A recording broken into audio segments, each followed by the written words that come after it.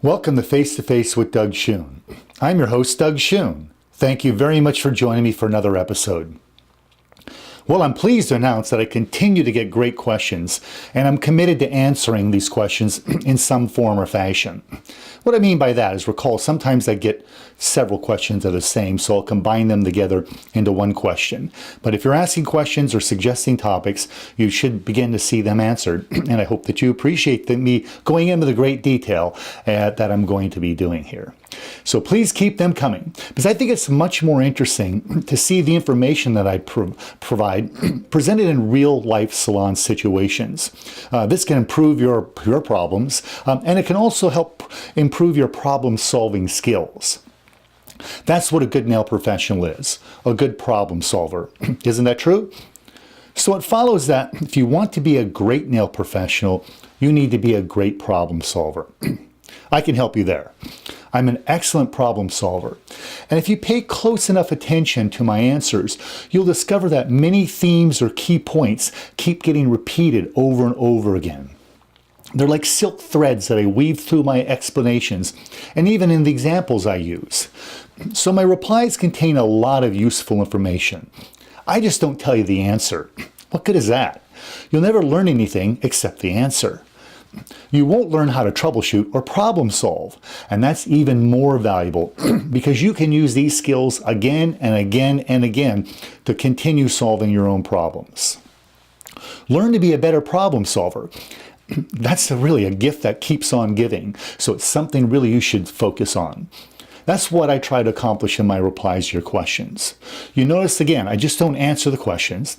I use the opportunity to provide you with lots of additional information that's all interrelated and connected so that you can better understand the reasons why things happen and, of course, how to avoid them. So my challenge to you is this. Don't just hear the answers and store them away for later use, maybe. Instead, understand the whys and hows behind the answers and look for how they can be connected with your own nail business. Then you may discover some unique and useful solutions that can apply to your situation. Accept my challenge and you'll be well on the way to becoming a great problem solver. And you'll be amazed at how this skill can help you in your entire life. What made Archimedes shout, "Eureka"? He had one of those aha moments, and they can be very powerful. I'm hoping you will have many ahas watching this and upcoming episodes. Now in this episode, I respond to two questions from subscribers. The first question is this. Doug, a friend of mine has a great toe that's halfway separated from the nail bed. It's halfway back from the free edge. Now it's turning a deep yellow. Her other toes seem to be okay, except the great toe is uneven and a little wavy looking. That's the same with the other great toe. How can she have a normal nail growth again? Or did she damage her nails? She's a personal trainer and she runs a lot. Can this type of shoe make a difference? She recently started using a new type of shoe. Well, there's a lot of questions there. I'll try to address them all. And there's a lot of surprising changes going on underfoot. You'll find out what I mean by that. This is a very common problem that many runners, walkers, and others with active lifestyle don't understand, but their ignorance may cause them to injure their feet.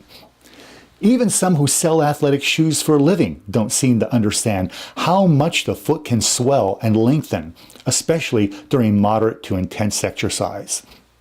I'm a long-distance walker, and I often walk 10 miles or more. That's 16 kilometers, so I'm walking for 4 hours non-stop on a good day. I always buy shoes that are at least 2 full sizes bigger than what fits me while I'm standing there in the shoe store. Why? When we walk or run long distances, the foot can swell a full shoe size or more. The foot can also swell just from standing for long periods. So when we walk or run any distance, we can expect the foot is going to swell at least a full size. By the time I finish one of my long walks, my big toe is just touching the inside of my shoes. My feet are now 2 sizes larger and longer. Typically, they'll return to their normal size within a few hours. Now, if I bought shoes that are only 1 size too big, By the end of my walk, or probably halfway into the walk, my big toes will be crammed inside my shoes. This puts great pressure on the nail plate, sometimes enough to break the hyponychium seal, which is the seal that's underneath the free edge of the natural nail. With continued pressure, this condition will only worsen.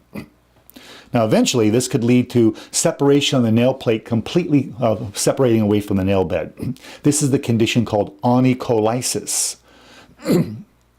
There's a great risk that this space, which sits directly over the nail bed, may become infected, or that the great toe, the big toe, could completely fall off.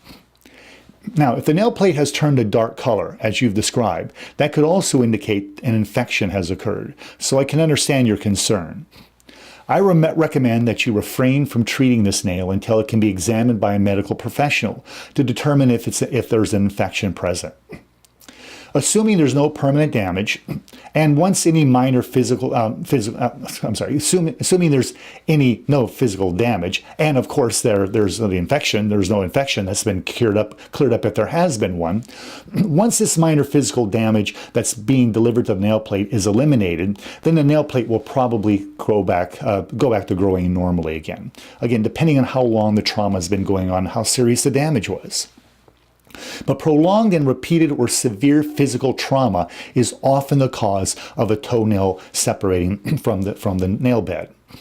So when you purchase shoes for any kind of athletic use, including walking for more than an hour, you should consider ensuring that they are large enough to accommodate swelling of the feet. Check to ensure there's somewhere between a thumb and 2 fingers width, clear space between the end of your longest toe and the inside of your shoe, which shoemakers call the toe box. Wavy looking lines across the width of the nail plate are another indicator that the shoes are too short. The nail plate is solid, but it can flow and change shape when exposed to constant pressure or repeated impact. The nail plate is deformable, and these ripples are created when the nail plate inside the shoe is repeatedly pushed up against the toe box. If this is ignored, the condition can eventually turn into a case of onycholysis, and then if that's ignored, it may eventually become infected. Ask your friend to check her shoe size by gauging how much space is between the tip of the toe and the inside of the shoe box. She should do this at the beginning, middle, and end of a run, and then check 3 hours after the run. She'll be amazed at how the foot changes in length. Actually, it's pretty cool if you think about it. The feet have a lot of flexibility and grow larger when we need them most, and then calm back down to their regular size when they're not needed to swell and accommodate for this extra pressure that we're putting on them. So remember, after strenuous exercising that involved the feet, it's a good idea to check your shoes to ensure they aren't pressing against your great toe or your big toe, because at a minimum, this is going to cause calluses in that area to worsen. In other words, this is just trouble waiting to happen. If your great toe is separating from the bed, or your largest toe plate is wavy, or calluses are forming on the tips of your toes, don't suspect your new shoes. Instead, suspect the size of those shoes. And different manufacturers' shoes may be different sizes. So if you're just going by the numbers, that can fool you. Make sure you're checking with your toes or with your thumbs or fingers to ensure you have plenty of room. Don't you just love feet? I know I sure do. So make sure you take care of them. They'll be needing you, and you'll be needing them. Now, question 2 for today. As a nail professional, I use professional products, but I would like to know a couple of things about the do-it-yourself kits on the market. First off, knowing how sloppy many people are when painting their own nails, aren't home gel polish kits an overexposure reaction waiting to happen? It's my theory that in the next couple of years, we're going to see an upswing in people allergic to enhancement products because of this. What are your thoughts? Well, you could be right, but I sure hope you're not. The salon industry could well be tainted by negative PR related to improper home use of these kind of products. Personally, I agree that professional nail products should not be used by untrained non-professionals. I also agree that these types of products can lead to adverse skin reactions if they are not used correctly and skin contact is not avoided. Some clients are more likely to develop adverse skin reactions than others, so it's always best to assume that any client may develop skin sensitivity. Therefore, skin contact should always be avoided. Also, nail coatings should be properly cured, which further reduces the potential for skin reactions. When not properly cured, nail enhancements when properly cured, I should say, when they're properly cured, a nail enhancement is not at all likely to cause an adverse skin reaction of any type. So this is why it's an important goal to achieve. Too many clients do develop skin sensitivities because nail professionals do not take care to avoid skin contact and do not properly cure the coatings. How many clients develop skin reactions? No one can say for sure.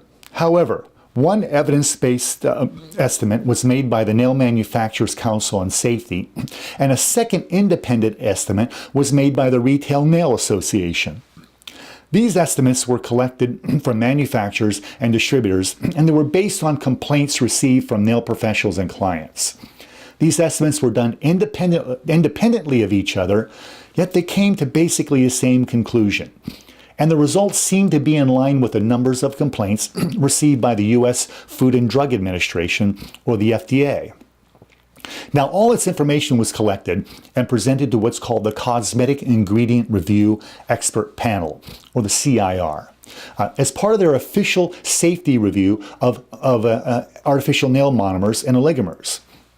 Both groups reported to the CIR less than 7 adverse skin reactions per million nails applied, and that was for all types of artificial nail coatings, which is considered comparatively low, 7 in a million. By comparison, hair bleaches have been reported to have among the highest adverse skin reactions, reporting about 25 reactions per million applications. What? Why so many for hair bleaching? Of course, this information must be properly interpreted. Otherwise, some may jump to incorrect conclusions.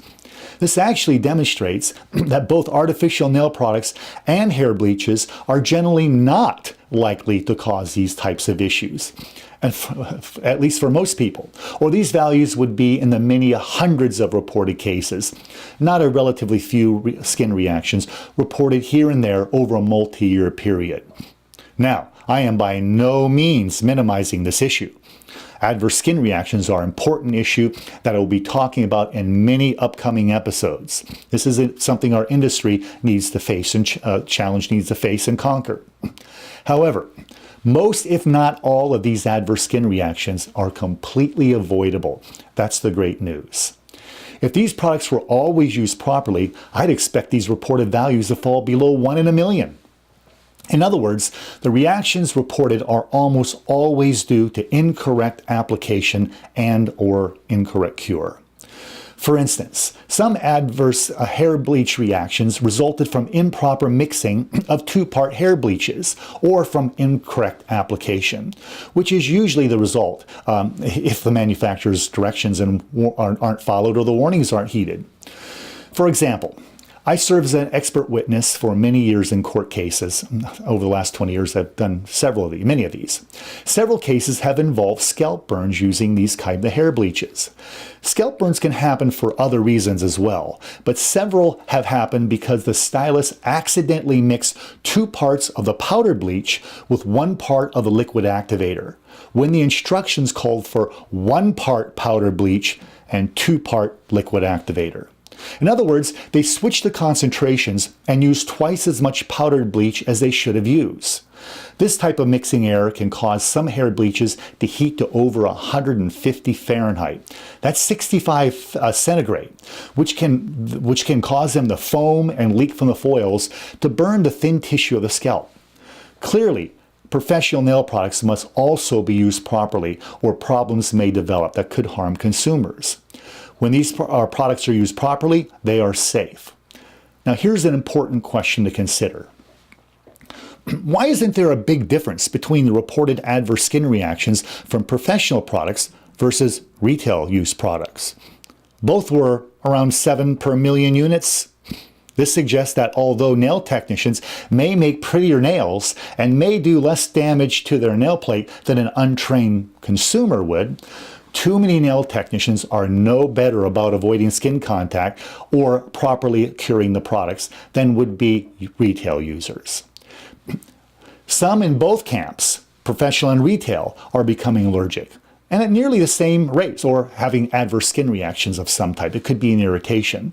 And it's happening at nearly the same rate. So it's likely due to skin exposure during application or improper curing, or both. Many nail professionals appear to be just as likely to overexpose the skin as the do-it-yourself crowd. Now, I've watched nail professionals work for many, many years, and I've seen some pay virtually no attention to avoiding skin contact. They are often the ones whose client's skin around their nails is red and inflamed. This type of visible irritation is very likely an early warning sign of some kind of adverse skin reaction development. It may be a permanent skin reaction in the offing, getting ready to develop. So it could be an irritation or a permanent skin reaction. That's something we need to be concerned about. Now, permanent allergic reaction is not what it may sound like, but it's not a good thing either. Rashes and signs of visible irritation often go away after exposure is discontinued. But if the exposure to the allergy-causing substance resumes, the symptoms may return and worsen. Now, during my long career, only once do I recall a similar situation in which a retail nail coating product caused a significant increase in adverse skin reactions. This occurred when one of the very first UV gel companies in the United States began selling their products directly to consumers via a multi-level marketing scheme. That was not a good idea. UV gel kits were sold by consumers directly to other consumers with virtually no training. These kits were even being sold at local fairs and street markets. The products and application instructions were very poor, and there were virtually no warnings or precautions on the package. Users received far too little information and were not warned to avoid skin contact. To make matters worse, the UV lamp was very poorly designed. My testing showed that the lamp significantly undercured the product on the nail. Here's why that matters. Nail products harden when they reach a 50% cure, but they should be cured to at least 90%. I measured the degree of cure for retail products, and I believe it was around 60% for this product I'm talking about. Now, it was only cured 60%, enough to harden, but really not enough to fully cure the product. Slowly over the next 16 weeks, it continued to cure like all nail enhancements do, but it never achieved more than a 70% cure.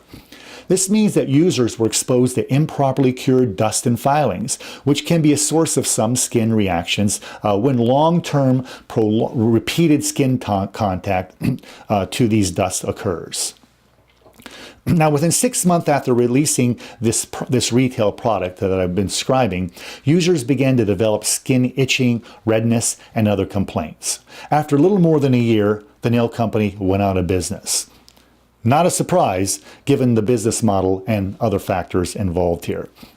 Even so, home use or other professional, whether we're talking about home use or professional use, education is always going to be the key. Information is the best way to ensure proper and safe use. When the right information is used widely, nail techs can avoid issues related to irritation or allergy. But that's what they have to do. They have to understand and have this information.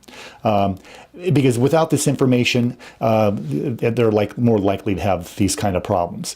So back to the retail product. Its success is more likely going to have to do with how well the instructions and warnings are written, as well as how well the UV lamp is designed by the manufacturer. Hopefully those selling such products will learn from past mistakes and will not repeat these same mistakes. For instance, using an ineffective UV nail lamp to cure the coating. That's usually going to be the biggest problem with the retail. If the products aren't properly cured, that can lead to these sorts of problems as well. And unfortunately, that's what occurred last time. The lamps were not properly designed.